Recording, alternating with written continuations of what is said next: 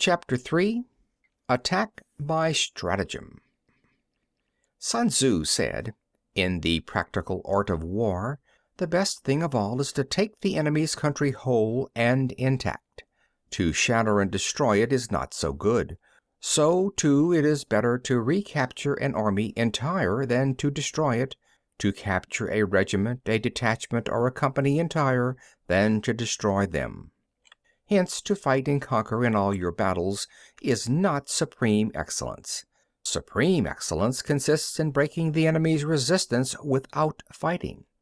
Thus, the highest form of generalship is to balk the enemy's plans. The next best is to prevent the injunction of the enemy's forces. The next in order is to attack the enemy's army in the field, and the worst policy of all is to besiege walled cities. The rule is not to besiege walled cities if it can possibly be avoided. The preparation of mantlets, movable shelters, and various implements of war will take up 3 whole months, and the piling up of mounds over against the wall will take 3 months more. The general, unable to control his irritation, will launch his men to the assault like swarming ants, with the result that 1/3 of his men are slain while the town still remains untaken. Such are the disastrous effects of a siege. Therefore, the skillful leader subdues the enemy's troops without any fighting. He captures their cities without laying siege to them. He overthrows their kingdom without lengthy operations in the field. With his forces intact, he will dispute the mastery of the empire, and thus, without losing a man, his triumph will be complete. This is the method of attacking by stratagem. It is the rule in war, if our forces are 10 to the enemy's 1, to surround him; if 5 to 1, to attack him; if twice as numerous, to divide our army into 2. If equally matched, we can offer battle.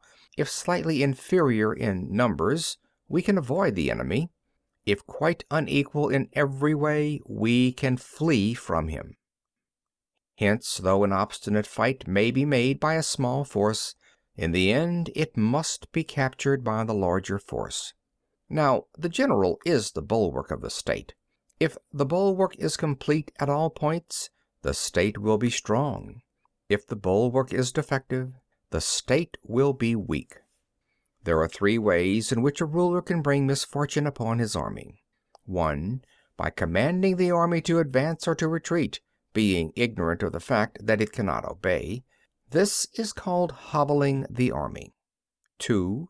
By attempting to govern an army in the same way as he administers a kingdom, being ignorant of the conditions which obtain in an army. This causes restlessness in the soldiers' minds. 3. By employing the officers of his army without discrimination, through ignorance of the military principle of adaptation to circumstances. This shakes the confidence of the soldiers. But when the army is restless and distrustful, trouble is sure to come from the other feudal princes. This is simply bringing anarchy into the army and flinging victory away. Thus we may know that there are 5 essentials for victory. 1. He will win who knows when to fight and when not to fight.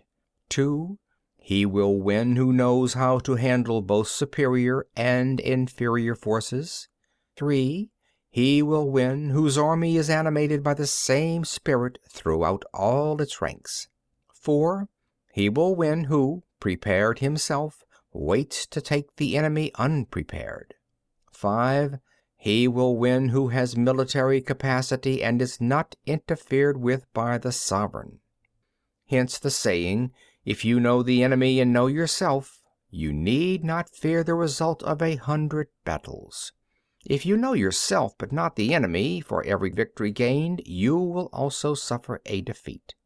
If you know neither the enemy nor yourself, you will succumb in every battle.